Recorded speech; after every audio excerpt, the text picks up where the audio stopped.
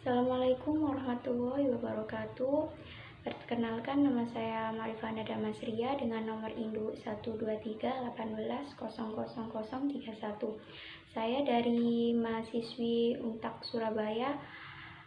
Di sini saya akan menarasikan tugas dari dosen saya, Dr. Andes Widiatmo Eko Putro, MA. Dengan judul Pembangunan Indonesia Negara Maju. Di sini saya mengambil tema strategi pembangunan nasional untuk menjadi negara maju. Saat ini Indonesia termasuk salah satu negara berkembang di dunia. Namun Indonesia pun terus berusaha untuk menjadi salah satu negara maju di dunia dan mengerjakan ketertinggalan dengan berbagai strategi untuk mencapai tujuan tersebut. Sekarang mari kita simak penjelasan tentang strategi pembangunan nasional. Yang pertama ada potensi Indonesia. Sebagai negara strategi yang terletak di antara dua benua dan dua samudera, wilayah Indonesia berada di silang jalur pelayaran internasional.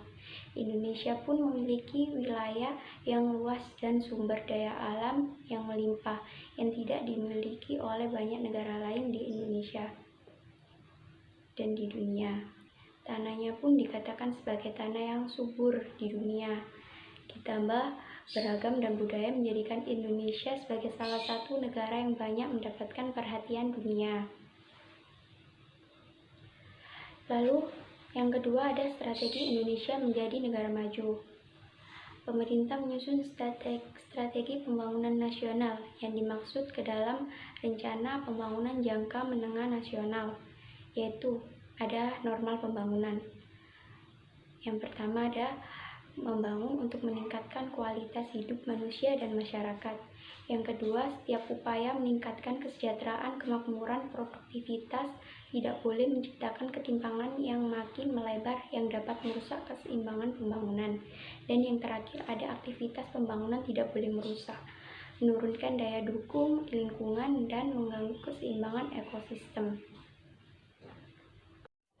Yang kedua, ada 3 prinsip pembangunan. 1.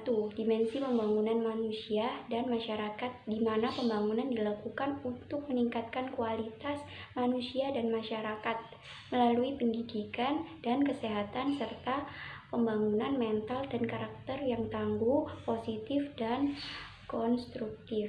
Ini yang kedua, dimensi pembangunan sektor keunggulan dengan prioritas kedaulatan pangan, kedaulatan energi, dan ketenagalistrikan, kemaritiman dan kelautan, serta pariwisata dan industri. Lalu yang ketiga ada dimensi pemerataan dan kewilayahan untuk menghilangkan atau memperkecil kesenjangan dengan prioritas wilayah pedesaan, wilayah pinggiran kota besar, dan luar Pulau Jawa dan kawasan timur Indonesia. Yang ketiga, di sini ada kondisi sosial, politik, hukum, dan keamanan yang stabil dalam hal kepastian dan penegakan hukum. Lalu keamanan dan ketertiban, politik dan demokrasi, serta tata kelola dan formasi birokrasi. Yang keempat ada quick win, hasil pembangunan yang dapat secara dilihat hasilnya. Artinya pembangunan merupakan proses yang terus-menerus dan membutuhkan waktu yang lama. Oleh karena itu, dibutuhkan output cepat yang dapat dijadikan contoh acuan masyarakat tentang arah pembangunan yang sedang berjalan, sekaligus untuk meningkatkan motivasi dan partisipasi masyarakat. Dalam mencapai tujuan Indonesia menjadi negara maju, memang ada berbagai strategi yang harus dilakukan. Strategi-strategi tersebut bukanlah hal yang mudah, namun bukan tidak mungkin untuk dilakukan. Untuk mencapai pertumbuhan ekonomi, agar pembangunan dapat meningkatkan kesejahteraan rakyat dan menurunkan ketimpangan antara rakyat miskin dan kaya, maka pemerintah Indonesia dan seluruh komponen bangsa harus bekerja keras dan bersinergi untuk melaksanakan pembangunan yang berkelanjutan dan berkeadilan. Beberapa strategi atau kebijakan yang harus diambil oleh pemerintah dalam pembangunan nasional adalah meningkatkan ketahanan nasional, meningkatkan kualitas SDM, dan mengubah struktur ekonomi. Di samping itu, pemerintah juga melakukan pemerataan pembangunan di seluruh wilayah Indonesia. Ketahanan nasional merupakan kemampuan bangsa Indonesia untuk mengembangkan kekuatan nasional dalam menghadapi dan mengatasi segala tantangan, ancaman, maupun gangguan yang berasal dari maupun luar yang membahayakan integritas dan kelangsungan hidup bangsa. Ketahanan nasional harus ditingkatkan.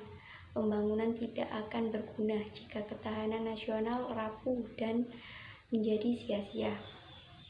Ketahanan nasional dapat ditingkatkan dengan menanamkan nilai-nilai kebangsaan, yaitu Pancasila, Bhinneka Tunggal Ika, Undang-Undang Dasar 1945, dan konsep NKRI kepada seluruh komponen bangsa. Nilai-nilai kebangsaan tersebut harus dilaksanakan dalam kehidupan bermasyarakat dan berbangsa. Bangsa Indonesia yang terdiri dari berbagai suku, agama, budaya yang tersebar di 17.491 pulau harus menjadi satu kesatuan keluarga besar, yaitu bangsa Indonesia. Konsep nasionalisme yang didirikan Indonesia, bukan orang Jawa, bukan orang Sumatera, bukan orang Kalimantan, Sulawesi, Bali, dan lainnya, tapi orang Indonesia yang bersama-sama menjadi fondasi satu kesatuan nasional. Kemajuan suatu bangsa sangat ditentukan oleh kualitas sumber daya manusianya. Indonesia dipikirkan akan mengalami bonus geodemografi mulai tahun 2025, di mana usia produktif akan menjadi 65% dari total penduduk Indonesia, sekitar 270 juta jiwa. Terdapat dua tantangan yang dihadapi, yaitu jumlah penduduk yang sangat besar dan kemajuan teknologi informasi. Jumlah penduduk yang besar menjadi pasar produk yang dapat menggerakkan perekonomian nasional dan kesejahteraan rakyat, dengan catatan produk tersebut merupakan produk dalam negeri. Sumber daya manusia harus dapat menguasai teknologi informasi dan mengkapitalisnya untuk peningkatan produk atau jasa dalam negeri, termasuk untuk orientasi ekspor.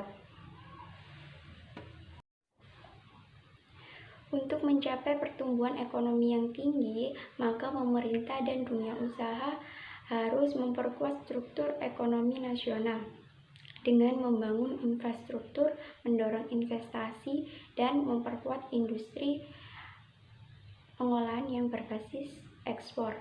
Dunia usaha harus meninggalkan kebiasaan menjual atau mengekspor bahan mentah atau bahan baku. Industri dalam negeri harus mengolah bahan mentah atau bahan baku menjadi barang jadi yang mempunyai nilai tambah yang tinggi. Sekian narasi dari saya. Mohon maaf jika ada salah kata. Kami ucapkan terima kasih. Assalamualaikum warahmatullahi wabarakatuh.